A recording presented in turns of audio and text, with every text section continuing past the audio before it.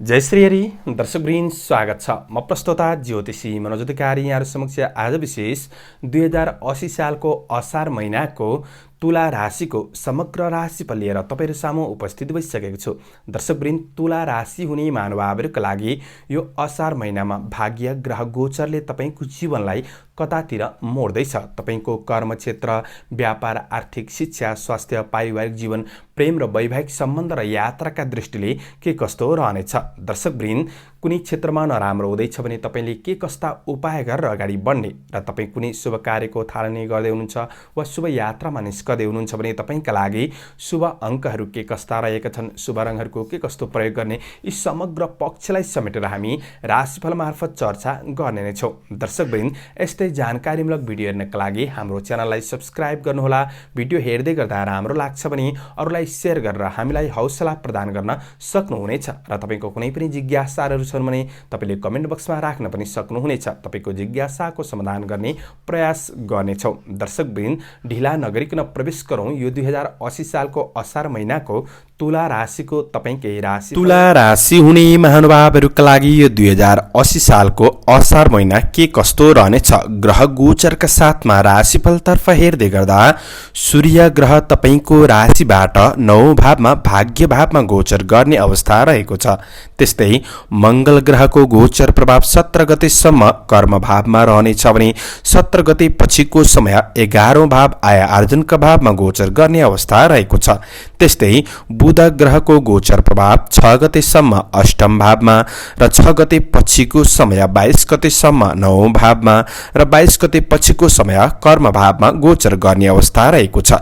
समग्रमा हेर्दै गर्दा तपाईका लागि बुधको गोचर प्रभाव, शुक्रको गोचर प्रभाव यो महिना सकारात्मक रहनेछ। शुक्र पनि कर्म भावमा गोचर गर्ने अवस्था रहेको छ। त्यस्तै मंगलको गोचर प्रभाव चाहिँ अझ बढी प्रभावकारी चाहिँ 17 गते पछिको समय रहनेछ।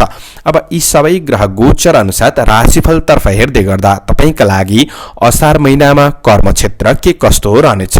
कर्म क्षेत्रका दृष्टिले यदि तपाई कुनै पनि आईटी प्राविधिक क्षेत्रमा हुनुहुन्छ भने तपाईका लागि बढी राम्रो 17 गते पछिको समय बढी राम्रो हुनेछ।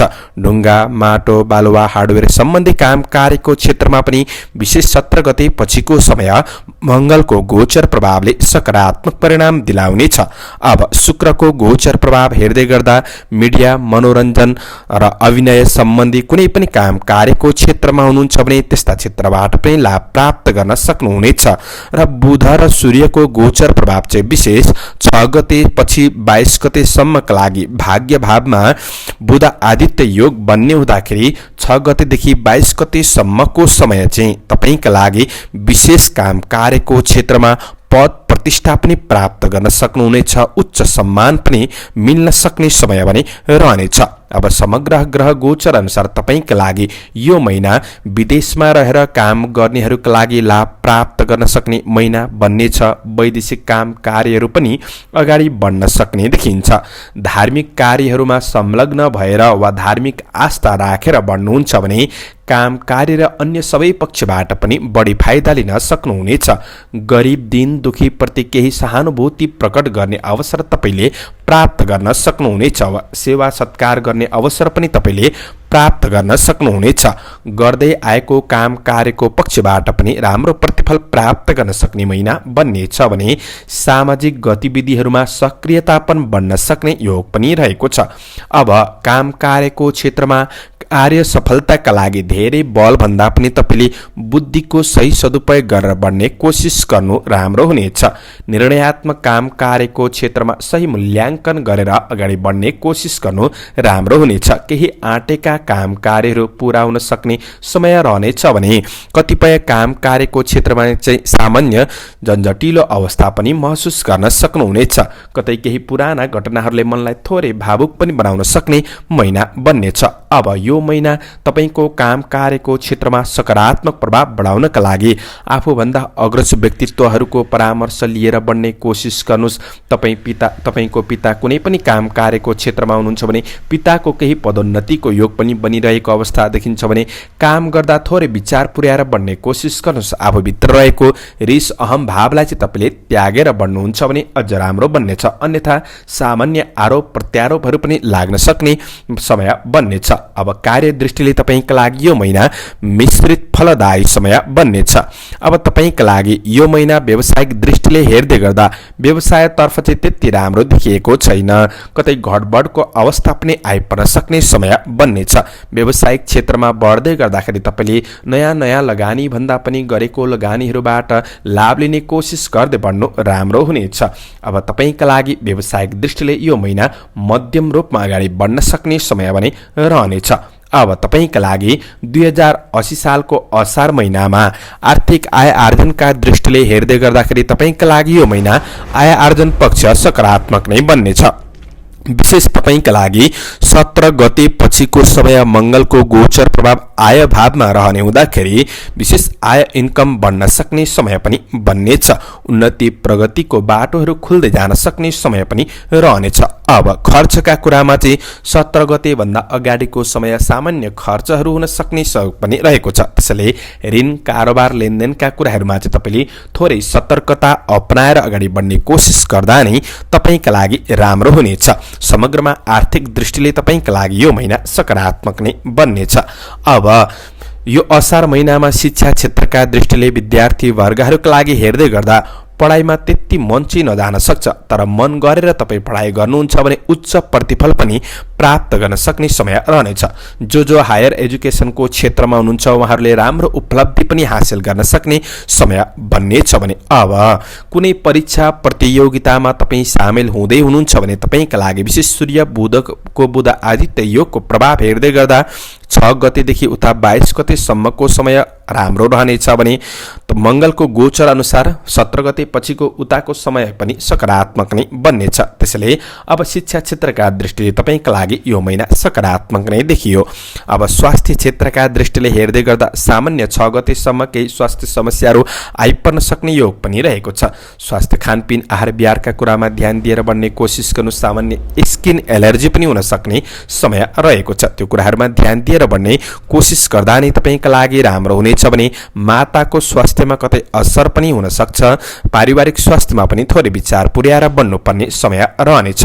अब तपाईँका लागि यो असार महिनामा पारिवारिक सम्बन्धका दृष्टिले हेर्दै गर्दा पिताको कुरा सुनेर बढ्नु तपाईँका लागि लाभदायी बन्नेछ। पितासँग कुनै पनि विचारमा दुविधा नराखिकन अगाडि बढ्नु राम्रो हुनेछ भने 17 गते पछिको समय चाहिँ आफूभन्दा अग्रज दाजुहरूबाट तपाईँलाई विशेष साथ सहयोग प्राप्त गर्न सक्ने समय पनि रहनेछ। पारिवारिक सम्बन्धका दृष्टिले सामान्य रूपमा अगाडि बढ्न सक्ने योग रहेको छ भने अब प्रेम र वैवाहिक सम्बन्धका दृष्टिले यो असार महिनामा हेर्दै गर्दा प्रेम सम्बन्ध सामान्य रूपमा अगाडि बढ्नेछ, तर दाम्पत्य सम्बन्धको पक्ष केही खटपट पनि रहन सक्छ, किनभने तपाईँका लागि त्यति राम्रो योग चाहिँ बनाएको देखिँदैन। त्यसैले दाम्पत्य सम्बन्धमा चाहिँ भावनालाई बुझेर समस्याहरूलाई बुझेर एकअर्कामा नजिक भएर बढ्ने कोसिस गर्नु राम्रो हुनेछ। अनावश्यक सम्बन्धबाट टाढा रहने कोसिस गर्दा नै तपाईँका लागि राम्रो हुनेछ, अन्यथा समस्या पनि आइपर्न सक्छन्। त्यस्ता कुराहरूमा विशेष विचार पुर्याएर बढ्ने कोसिस गर्दा राम्रो हुनेछ। हुन त शुक्रको गोचर प्रभाव सकारात्मक हो, महिनाको अन्तिमतिर केही सकारात्मक सुधार पनि आउन सक्ने योग रहेको छ। अब तपाईँका लागि यात्राका दृष्टिले यो असार महिनामा हेर्दै गर्दाखेरि वैदेशिक यात्राका कुराहरूमा यात्राहरू अगाडि बढ्न सक्ने समय रहनेछ। लामो दूरीको यात्रामा निस्कन सक्ने योग रहेको छ वा लामो दूरीको यात्राका योजनाहरू अधिक मात्रामा बन्न सक्ने समय पनि रहनेछ। अब तपाईँको व्यावसायिक कार्य सिलसिलामा सामान्य पारिवारिक भेटघाटका कुराहरूमा सामान्य यात्राहरू पनि हुन सक्ने देखिन्छ। अब तपाईँका लागि यो असार महिनामा चन्द्र गोचर अनुसार अनुसार कुन कुन दिन नराम्रा रहेका छन् हेर्दै गर्दाखेरि तुला राशि हुने महानुभावहरूका लागि 1 गते, 2 गते, 11 गते, 12 गते, 20 गते, 21 गते, 28 गते र 29 गते यी दिनहरू तपाईँका लागि त्यति राम्रो देखिएन। यी दिनहरूमा लामो दूरीको यात्रामा ननिस्कनु जाति हुनेछ। कुनै शुभ कार्यको थालनी सकेसम्म नगर्नु नै जाति हुनेछ। सतर्क रहेर बढ्ने कोसिस गर्नुहोस्। अब तपाईँका लागि अन्य दिनहरू सामान्य रूपमा राम्रो नै देखिन्छ भने यो महिनालाई तपाईँले राम्रो बनाउनका लागि के कस्ता उपाय गर्ने? तपाईँले गर्ने उपाय शुभ अङ्क 1 अङ्क र 7 अङ्क रहेको छ। शुभ रङ गुलाबी रङ राम्रो रहेको छ। कुनै शुभ कार्य वा यात्रामा निस्किँदै हुनुहुन्छ भने तपाईँले ओम महाकालाय नमः यो मन्त्रको जप गर्दै अगाडि बढ्नुहुन्छ भने अधिक मात्रामा सफलता प्राप्त गर्न सक्नुहुनेछ। यो 2080 सालको असार महिना तपाईँको राम्रो बितोस्, राम्रो बन्न सकोस् यही शुभकामना प्रदान गर्दै म प्रस्तुता ज्योतिषी मनोज अधिकारी आजको प्रस्तुतिबाट बिदा लिन चाहन्छु। जय श्री हरि, जय श्री कृष्ण।